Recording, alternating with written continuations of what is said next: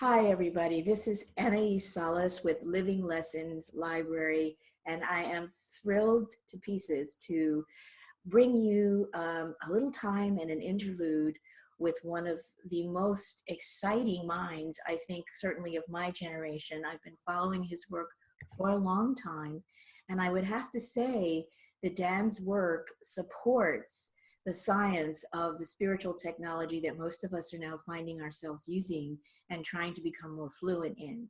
So he's a wonderful resource. And of course, at the end of this interview, I'll give you all the information you need to connect with Dan on your own through his website and through the wonderful programs that he offers. He's been teaching for decades, and his work is absolutely stellar. So we're going to talk a little bit today about the theme of quantum jumping, which, as you all know, is something I'm very well interested in, and it's an organic skill that I have, and that I'm wanting to build a stronger bridge for people who are just awakening to that opportunity in their lives, and so they better understand the experience and how to use it. And Dan has a lot of information from the technical scientific end, which is just fantastic. So we hope to build a little bridge for you today. And again, Dan, thank you so much for spending some time with me from the south of France today. I'm happy to be here, and you're too kind, for sure. Okay, so as I said, your introduction, everybody's got that already. And I want to make sure I use your time well. So here's where I'm kind of coming from today. I'd like to confine our chat to a couple of topics, maybe only one topic. These are not small themes to wrap our minds around. And as I said, I'm exploring the spiritual technology of what I call quantum jumping and moving consciously and fluidly back and forth through time. Because of where we are now in our planetary evolution, and because of where we are now in the process of doing some very dynamic things with our DNA organically in line with the planet, I have my first question. Would you consider quantum jumping an organic skill as a function of DNA codons and braiding, or just braiding, and the short wave, long wave relationship of recursive braiding, or as a complete whole process? And what I believe you refer to, if I've understood you correctly, as the primary process of self-organizing. Well, it's really wonderful to think about more advanced spiritual skills. Sometimes these skills to act remotely or see remotely. In the East, we're called the cities. Of course, as an electrical engineer, I feel very strongly that it's important to think about these things very carefully with science and wave language. And I think if we understand them electrically, we can be even more empowered. I certainly believe these things are possible, but I think also we can understand really practically how they happen and therefore do them better. I mean, you know, many spiritual teachers have exhibited some of these skills. Ingo Swann, for example, was able to heat a thermistor at a distance with his mind, and we think we now know the physics of how that works. Physics calls this action at a distance, but we have more specific information about how that's possible these days, and it involves understanding what's called longitudinal electromagnetics, or longitudinal waves. And basically, most sound waves are compressional, they're longitudinal like this, but most electromagnetics we deal with generally are transverse, they're kind of up and down. But in very special circumstances, like when DNA braids in what's called conjugation, then the pine cone shape of recursive braiding translates the transverse electromagnetic down to the tip of the pine cone, where it becomes compressional, longitudinal, sometimes called scalar or torsional.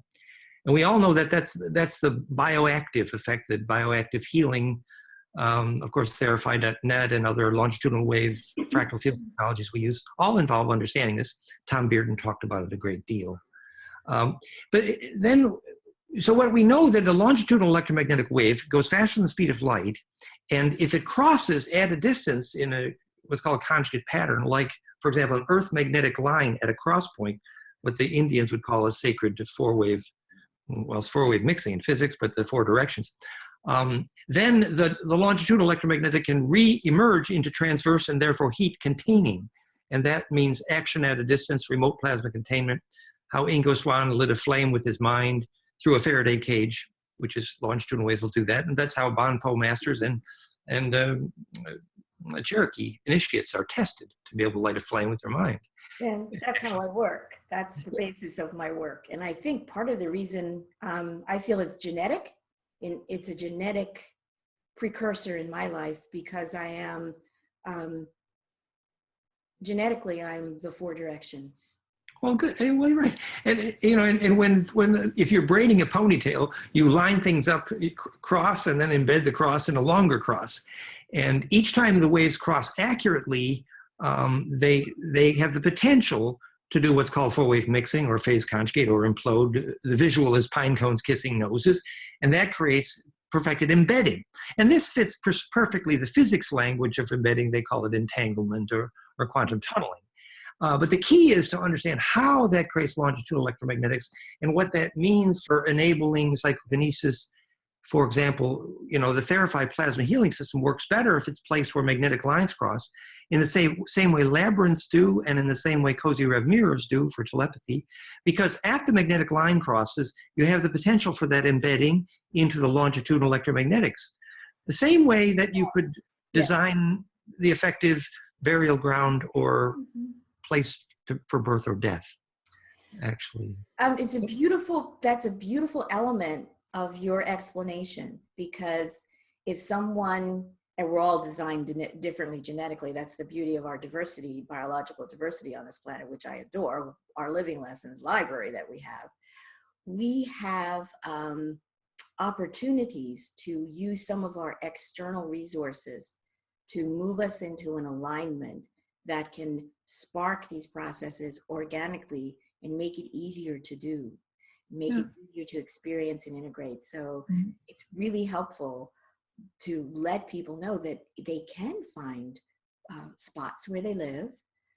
We all know about our sacred spots, but they may have a sacred spot in their backyard if they go look for it. And what's beautiful is we have a pretty good electrical engineering now. We have 3 ways to measure a sacred site as electrical engineers. Karatkov's way was one of them. It's basically a place where charge distribution is perfected, like a fractal field.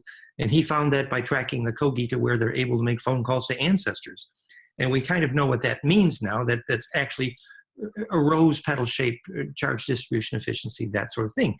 So I think we're on to an understanding here that's meaningful. We also have, you know, the work I pioneered was measuring when the heart coherence causes DNA to braid recursively coherently. And I invented the mathematics for measuring heart coherence, hrv-app.com/real heart coherence. And then Glenn Ryan made those measurements that the DNA braid responds recursive, phase coherent, long wave to short wave embeddability, idealized by golden ratio, which is phase conjugate, it increases in DNA when you have this heart coherence or bliss events. So your DNA becomes more implosive, obviously, and you're more able to bend the magnetic lines. Only love bends the light, therefore only love creates it. So, and then we have we believe we now know the EEG power spectra to teach people brainwave biofeedback to measure the bliss experience, which is basic golden ratio. But the right-left hemisphere also, in addition to having golden ratio, alpha to beta, phase conjugate, the right and left hemisphere have to be 180 degrees out of phase, perfect mirror, phase conjugate, pine cones, kiss noses. And that's basically the recipe for psychokinesis and bliss. And we can teach this with brainwave biofeedback. And we can measure when plasma creates bliss experiences with both brainwaves and HRV. And that's what our iThrive.com is.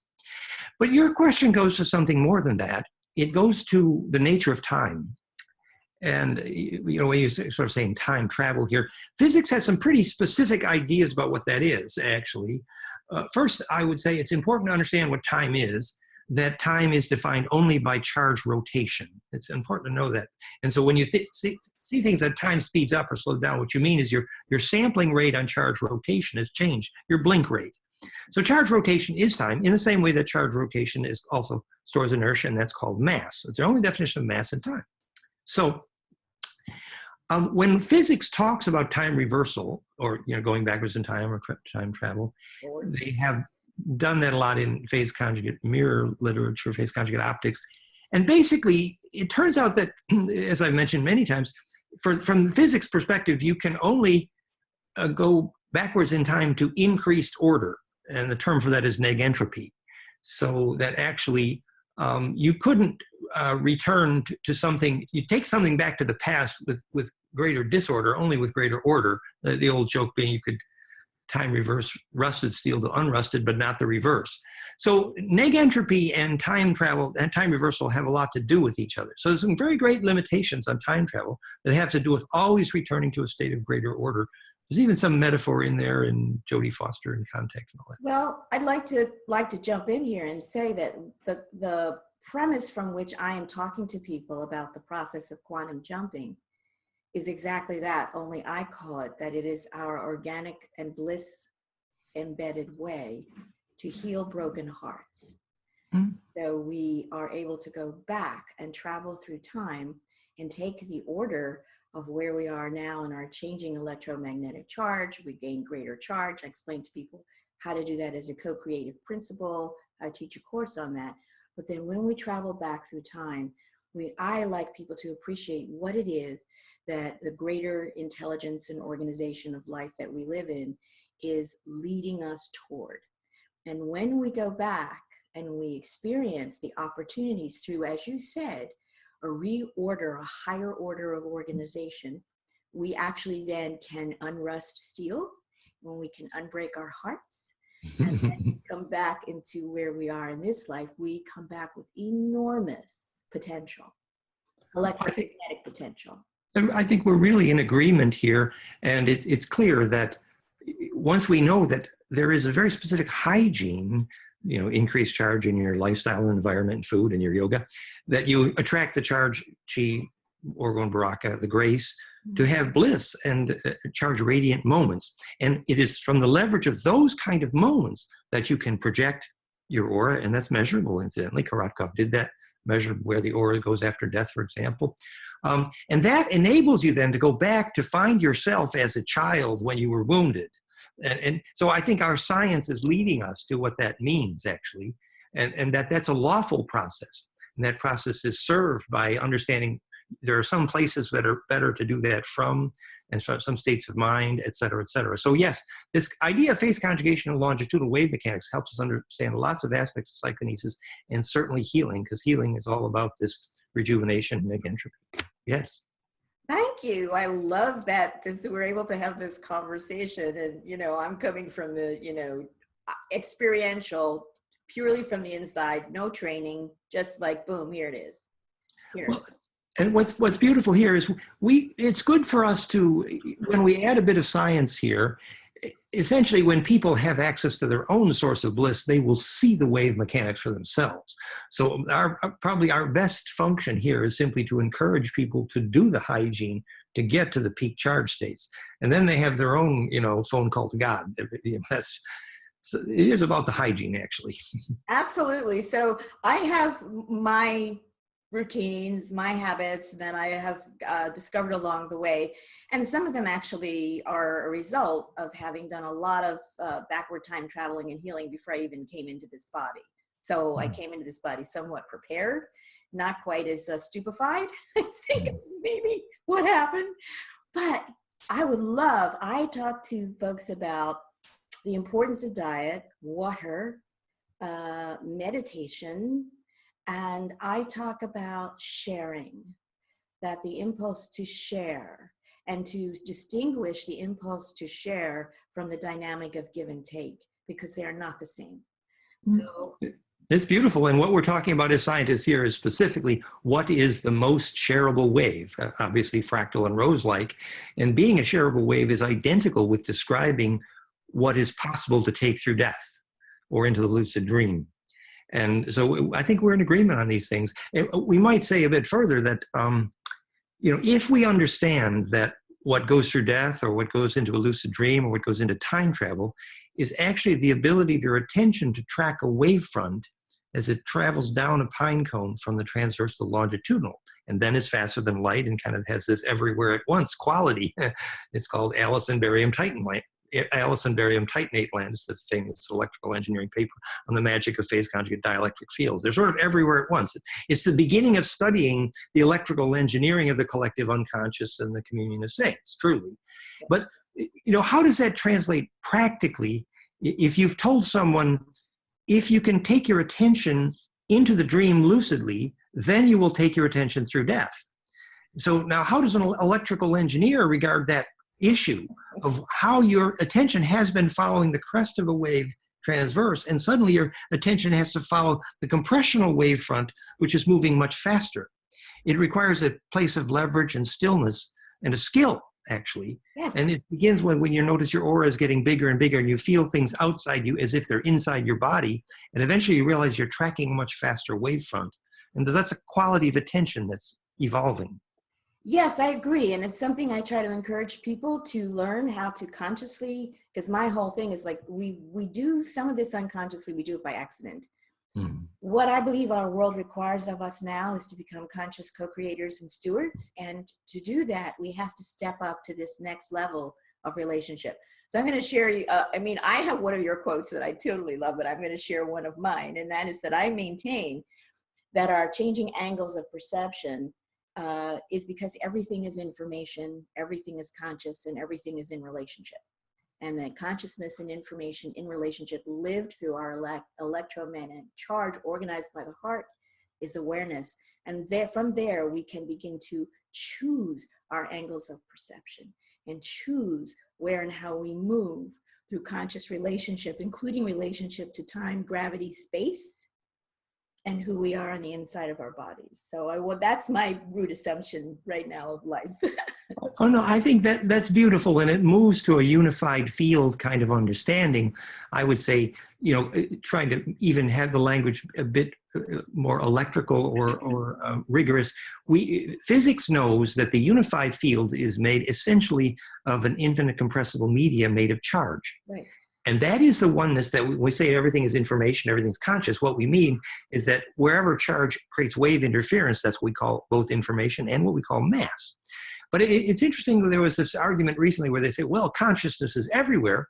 And I actually said we should refine that thought a little bit, because actually consciousness is in those places where the waves cross recursively, called fractal or conjugate, and there they tend to self-organize.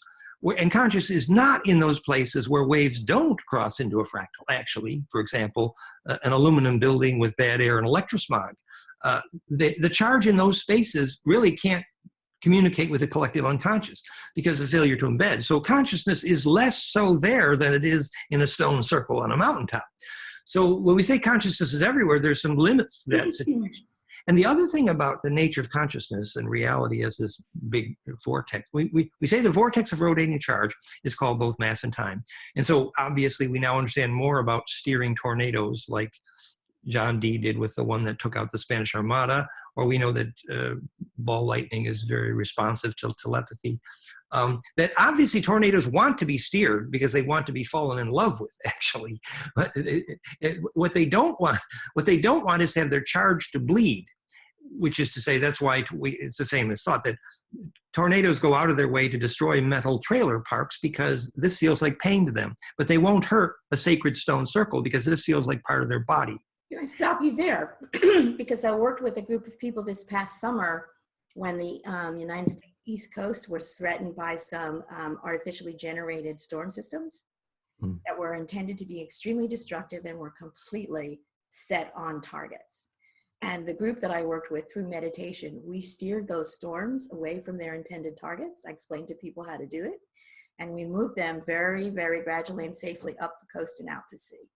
Well, it's beautiful. It's wonderful, those stories. And it's nice to have people be very explicit about the wave mechanics. The tornado is a living body. In a sense, it's recursive. And so once it senses that you feel its pain better than it feels its own pain, it allows you to embed your aura inertia and centripetally, and you can become its center of gravity. And so you need to know what pain is, which is where charge bleeds fractality, obviously. And then you need to understand that basically every tornado wants the same thing as perfect embedding, charge distribution, immortality. The same way that you help a ghost that's lost back home is the same way you help a tornado, actually. You find a spin path back to the 0 point of all charge, embeddability. And that actually is, the path home. And that's why, for example, therified plasma is so good with releasing ghosts, actually. Yeah, I call it sending things back to source. Well, that's good. So in my practice, like, I'll encounter energies and I was like, look, let me just send you back to where this is so amazing that you'll experience. This is what you want. I know this is what you want, and you don't know how to get it yourself. So here's the way. Here you go, right? And to say electrically what that source is the place where the charge reaches the center of all spin density, which we call it the black hole, or we call it the center of Kundalini. We call it the lightning in the movie Powder. Basically, it's the place where all spins and memories converge, and all of ancestral memory converges rather quickly, and thoughts move very fast. But it's also a place where you don't stay in the center of a lightning bolt very long if you start to think an unshareable thought. So gradually you learn to think only that which is infinitely useful to all of DNA, and then the lightning bolt can stay with you. That's great. I love the way you said that. That's my experience. Yeah. My experience And is so, alive. it's kind of what Kundalini is. So anytime you enter bliss experience, you enter a place of charge radiance, and our charge radiance is always preceded by charge implosion. So basically the center of that vortex is looking for a place where all the memories can converge. So you prepare for bliss experience the same way you prepare for birth or death, which is to sort all the memories into only those which are shareable. And defining shareability essentially means memories that serve the survival of all of DNA. Absolutely. That's the Living Lessons Library. Pure principle. And if once we live in pure principle, then all our memories are of a total service, and then we're the shareable wave. And then it's possible to see like the eagle's eye through all the tornadoes, and then you have the shamanic ability to propagate your eyeball, as you say, to this other times and spaces. Beautiful. I think that's you. I don't know. Yeah, it is. I don't use Skype. So this brings me to one of the quotes that I wrote down from it was your Byron lecture, and I thought it was so beautifully stated, and it was in response to a question someone asked you, and during the lecture I couldn't hear the question. But how you replied was, the number of dimensions you live in is the number of axes charged superimposed in your DNA. Now, I wrote that down from the video, so I don't know if that's exactly what you meant to say. No, it is. It is. But yes. I would love to hear more about that, because I thought that's such an incredibly rich interdimensional sentence that it needs a little bit of unpacking. Well, the article about that is goldenmean.info/DNA manifesto with graphics. But basically the idea is, first, the physics concept would be that the concept of going to higher dimensions always only means the number of axes of charge spin symmetry which can be superposed. For example, you may have 7 spins in a tetracube, but if you think of the dodecahedron that ratchets down to make DNA as being the 4th axis of spin of the cube, you just tilt the cube up and rotate, you have dodeca. So that then if you rotate the dodeca down the helix, that's an exact map of the DNA thread, that would be 5 axes of spin superposed in the thread.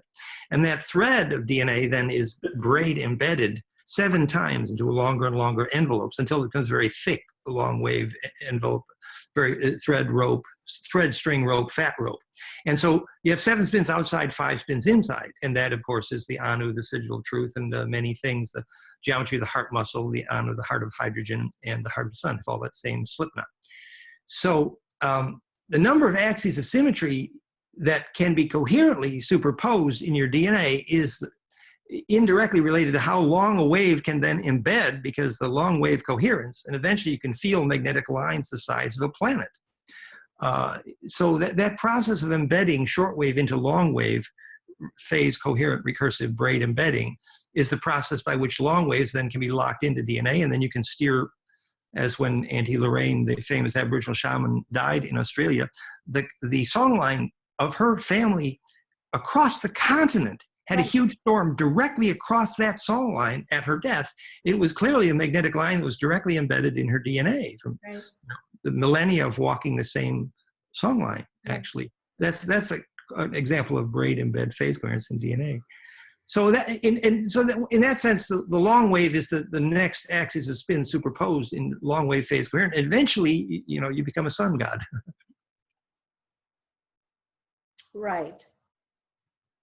Right. And now I'd like to talk about space, because I'd love to hear your perspective on how this interacts with the dimension we think of as space. I find space is just, this is what I'm thinking. I'm thinking that time, space, gravity, mass, when we learn to be in relationship with these longer compression waves in a conscious way, right? That enables the perception and the ability to shape these constants. Well, we're now realizing, of course, our concept of space and time is obviously just a wave matrix made of waves of charge interfering. And when charge interferes with most constructive interference, called fractal or phase conjugate, basically it looks like a rose in both space and time. So we're saying, you make a magnetic map of your bed, your house, and your backyard, and then your city, and then your country, and you rearrange things so they all look like a rose, and basically you've created peace and negentropy. Well, that's also true of time, so that if a series of events in time, if they're arranged similarly, they converge, for example, doing your Agnihotra at sunset and conjugating the plasma, that you can arrange these patterns in time and space both to be recursive embedded and gain centripetal inertia that way. So, our relationship to space and time is really the same. It's basically a wave pattern geometry, which needs to be everything looking like roses. And that's everyone sort of realizes that intuitively, but now the physics is sort of proven because of the fact that I have proven that if you take Planck length and time times integer exponents of golden ratio called phase conjugation, you get almost every important negentropic variable from the wavelengths of hydrogen to the duration of the Earth year, Venus year, galactic precession, galactic year, to the two wavelengths of photosynthesis, et cetera, et cetera. So all of these biologic phenomena, which are exactly negentropic, obey this law, and that is fractality in both space and time, golden ratio times Planck length and Planck time. So we have now defined how fractality in space and time causes gravity and consciousness. Yes, yes. And so again, I thank you because your work has given us left brain permission to be who we are. Yes, to be highly, it's telling us how to be intuitive, really. It's to tune our intuition. And it's true, the intuition is basically at the crest of that point of that wave, at the point of the pine cones kissing noses. That's where the intuition lives. So again, I thank you because I'm someone who's left brain, right brain balanced, and I understand and appreciate this information, and I can correlate it and translate it into my own experience with spiritual technology and who I am as a living being on many dimensions and expressing myself in many ways as a shareable source of whatever. So I cannot thank you enough, and I cannot, people who are watching this, you must go and check out Dan's work, because if you're doing these things intermittently, if you're having these experiences intermittently, Dan's work, and I believe how I am teaching you, can help you stabilize, learn how to use, learn how to be in relationship to what these, I know when I go into meditation, I immediately start, I go into scalar wave and I'm off and running. So this is learnable. This is learnable. And there's never been a better time to learn this than right now. So I really encourage you, watch every one of Dan's video lectures, go to his website, sign up for his courses, and please get your portfolio of skills fully activated and aligned, and then come back and meet me, and I'll help you bring that into community and into service through the opportunity to work together collectively and to move through time and space specifically, strategically on our planet to help accomplish the work of radical transformation. So, Transformation is what it's about. Thank you. That's very kind. Yes. So the main website originally was fractalfield.com. The educational project is fractalu.com. And this upcoming Sunday, actually tomorrow, we have a very exciting course at 2 p.m. New York time tomorrow, free course, fractalu.com, which really will go into this stuff in depth with some graphics. And it's exactly what we're talking about here. And also, we're particularly excited to, in terms of self-empowering, as you say, to really learn this and take it within that in a biofeedback environment, like iThrive.com, ITHRVE.com, and soon flameinmind.com, where we'll actually document when the plasma, like therify.net, creates the euphoria and bliss experience. We can actually teach the breathing cues and the heart rate variability for the spine liquid pump entrainment, and then the brainwave entrainment. It's all measurable, and it's all self-empowering, because then you actually create that for yourself by teaching your breath, breathing discipline, et cetera, and the brainwave effect. I want you to really listen to what he just said, because my client base, I have many people who come to me with addiction problems.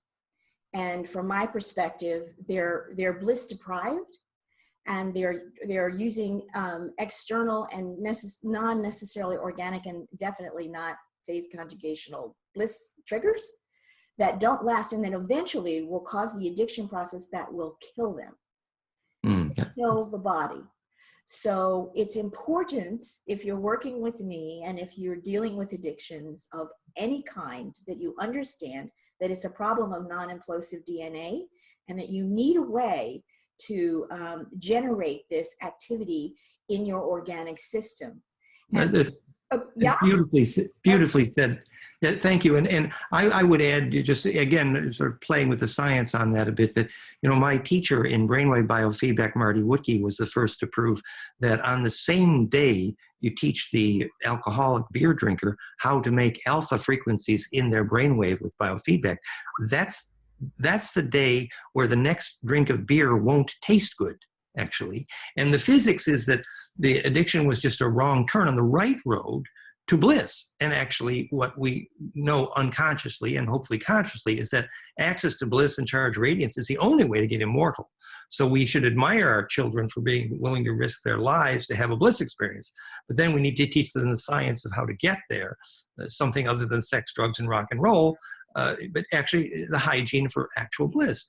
And also I would say that our Therify plasma system, we just sold 2 of those units into South Africa for addiction treatment. Actually, they're having such success. And it's simple, that if you bring somebody to a peak, a climax, a euphoric moment, they can see through to what they were yearning for. Exactly. So as we always say, you know, when the child gets off his first roller coaster ride and his eyes are wider than they've ever been in his life, he's going to say, I want to go back on that roller coaster. And he's going to keep saying that until he finds the next thing that makes his eyes open wider. So actually, it's simply a matter of bringing all your attention to the present, that implosive, as you say, bliss radiance.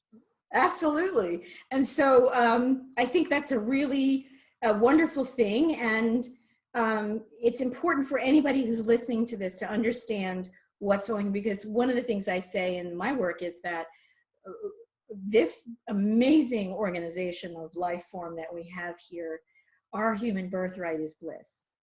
Our birthright is based on bliss. And we really need to become stewards of that and to hold that bliss as a shareable experience, right? It's not just sexual, yeah? So I had my Kundalini Awakening in 1989. I was like, oh, what was this? I had no preparation. I wasn't a meditator. I just like kaboom. And it was organic. It came from the root up, and I went through a Rolodex of many past lives all at once. And then I came out of time. I went into the no time space, and I was kind of, you know, after that experience, my whole relationship with time changed really radically, which was it was a quantum jump that was so massive that I couldn't ignore it. Yeah. So then I thought, well, you better pay attention to this, and let's really look at what's happening, feel it, and then bring your left brain in and understand it, and look at it from a spiritual technology point of view. Now, I'm no scientist. I'm not an electrical engineer. I don't have that background, but I know the truth when I hear it. So it's very exciting to me, Dan. And again, you've given so much of your life to this. And I hope people really appreciate what it is that you've actually done. I want to acknowledge you as from my perspective, as someone who's bringing in what I consider to be Atlantean technology back to us now today, where we really, really need the good end of that experience. So you're reorganizing and bringing new order to that whole story, which is amazing. Thank you so much.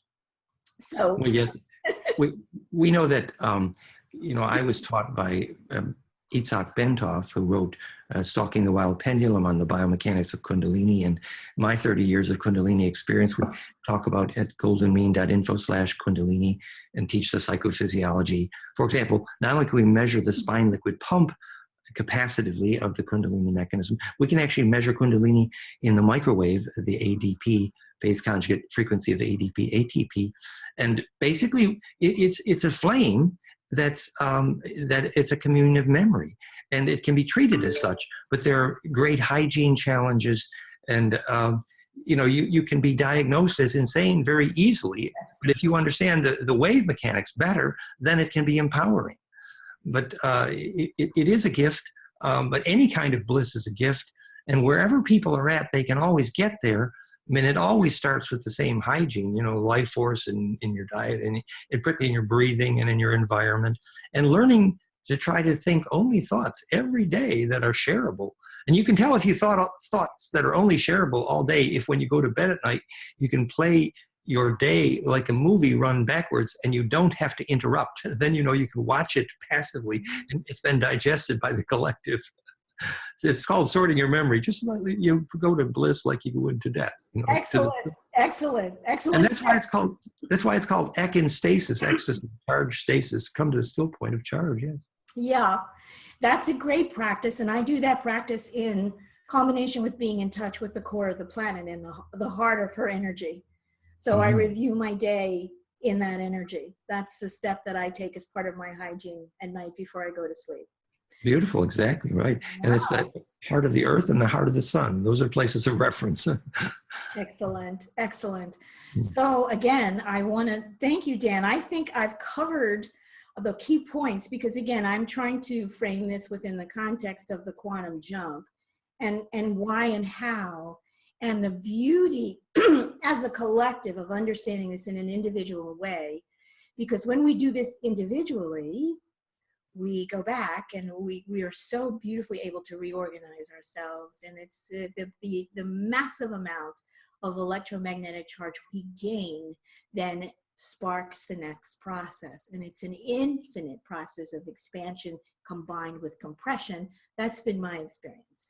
So Dan, so wonderful to get to speak with you. And again, I thank you. And I don't know if you've considered, I can't imagine it because I can't imagine it for myself, going into some form of retirement, but perhaps there's an opportunity for you and I to connect and collaborate. I would love to maybe think about organizing a workshop with you around this and bring in your hardcore, your technology, the 3D, the 3D technology, so people can better understand the value of it in their lives. Yeah? Well, wonderful. Yes, so we may have retired too young, but soon we'll have both the plasma therapy.net system and the 4 or 5 biofeedback systems, and we'll be doing some more travel. Happy to share that. Meantime, we're sharing that very globally at fractalu.com and on the web and at fractalfield.com. So let's say all of the above. And just one last closing thought. The more people have access to a bit of bliss experience, their DNA braid implodes, and then they're more and more sensitive to actually feel those magnetic lines for themselves. And then they can find the place where the magnetic line crosses and choose that actively, the place of power, and have more leverage. And eventually the tornadoes become bigger and bigger. That's the fun part. So thank you very much for inviting me, really. Excellent, Dan. You have a wonderful rest of your day. I so appreciate you, and you're amazing. Thanks. Let's stay in touch. You're too kind. Blessing. Everyone, to the shareable wave. To the shareable wave. Here it is. Woo! Okay. Thank you. Bye-bye.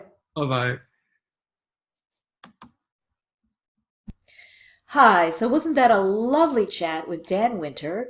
I'm very excited about having had the opportunity to speak with Dan because his work validates my work. And it's a wonderful, from my position, heart-centered female-male, a collaborative bridge, and we really need those right now. So once again, thank you, Dan. And if you look below in the video description area, you'll find a link to Dan's information. You'll also see this if you happen to be listening right now to Creatrix Wisdom Circle Radio. Links to Dan's information are included in the archival page, as well as a link to my website. And of course, I would love to continue this work with you from the spiritual technology side. And I invite you to join me in an upcoming enrollment opportunity in the Co-Creation Masterclass. And we have some interesting bonuses this time. And I have added a module that really does cover the basics of implosive DNA and some of the dynamics that we have to deal with, especially around the issues of addiction, when we are aware that we do not have an implosive DNA organic process going on within our own bodies, and how we can make some changes to empower ourselves to have that experience. I do hold that bliss is a human birthright. So I do hope you'll enroll in the class. We've got some great bonuses, one of which is a program and a presentation on the how, the what, and the why of quantum jumping from the spiritual perspective, and what the purpose of quantum jumping is when you cut down to the nub of it, which is that it allows us to express our multidimensional selves in such a way as that we have opportunities to move through time fluidly and go back and unbreak our hearts, whether that's in this present lifetime, in a past lifetime, or whether it's something we may need to do in a future lifetime. So I look forward to getting to know you, and please do feel free to email me. There's information there in this description link for you as well. All right, thank you very much. Take care and have a great and grateful day. That's my shareable way.